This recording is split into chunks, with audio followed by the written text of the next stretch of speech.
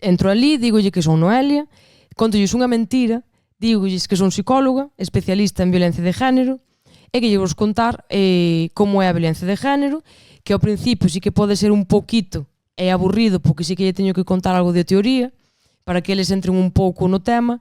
Despois que lle vou falar dunha señora que foi moi importante, moi famosa en España no tema de violencia de género, que era Ana Orantes, e despois dunha paciente miña, que en ese caso son eu, pero eles ao principio non van saber.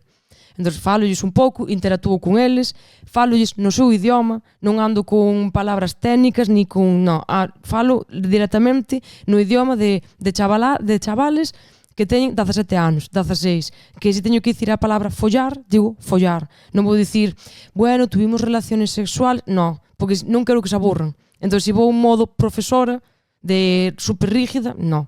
Qué importante es eso. Muy importante, les dices, ¿qué pasa, bro? No les dirás eso. No, de pasa bro xa non. Non tanto, non. Pero sí que falo no seu idioma, para poder acercarme a eles, para que eles se relajen, porque é verdad que lles vai cambiando a cara. Entón, eso, falo da miña paciente, que digo que se chama Lorena, porque sempre digo que se en algún momento escapase o nombre de Noelia, non se nota tanto. Falolles con pelos e señales a miña historia, desde o principio e hasta o fin. A mellor hai detalles que ou ti ou calquera outra persona non toma importancia, pero é moi importante na historia, porque a mellor diste, bueno, hombre, ese día, bueno, pues insultoute un pouco, pero non pasa nada. Non, é moi importante que el me insultara. Entón eu empezo desde abaixo de todo hasta ir subindo escalones e ao final conto que, lógicamente, pues, o meu exmozo pues, intentou acabar comigo. Que pasa? Que non me centro moito xa na última etapa, porque, sí, saleu a noticia de que, bueno, estuve a punto de morrer, teño secuelas, pero o importante é todo o que pasou antes. E sempre lles digo que vemos o que sale na televisión de unha muller asesinada, ou hai o juicio de tal persona porque levou unha malleira, pero antes desa malleira tuvo que pasar algo, porque ningún maltratador empeza polos golpes. Ojalá. Que dirás isto, estás loca. Sí, porque así sabes escribar. Si empieza por los golpes ya non que me quedo aí. E agora empezo contigo e pegas un mofetón aos 2 meses e digo, mira, fuera. Pero se ti empezas a cambiar a miña cabeciña e cando eu xa estou un día dado no fondo, da igual xa o que me fajas. Entón, claro, eles van entendendo directamente como é unha relación de violencia de género. Dato importante que cando empezo nas charlas sempre lles digo que non vou falar mal dos chicos, porque os chicos son maravillosos, os homes, o que pasa que a veces no medio por si que encontramos unha uva pocha.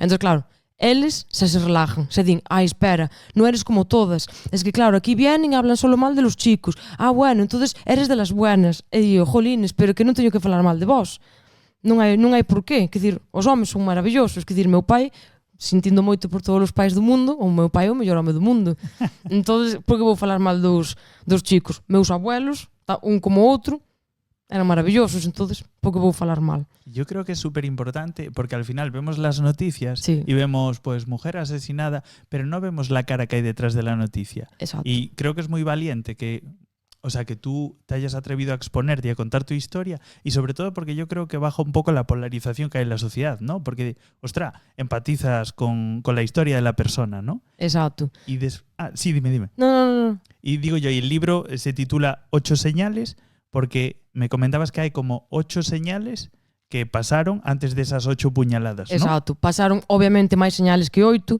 o que pasa é que o título vai referido porque na última señal recibín 8 puñaladas, entón despois van salir máis de que 8 señales. Vai aparecer a primeira vez que me deixou tirada, a primeira vez que me deixou quedar mal diante da xente sin que a xente se dera conta, ou a primeira vez que me humilla diante da xente, a mellor había algunha persona que se daba conta, pero a maioría non.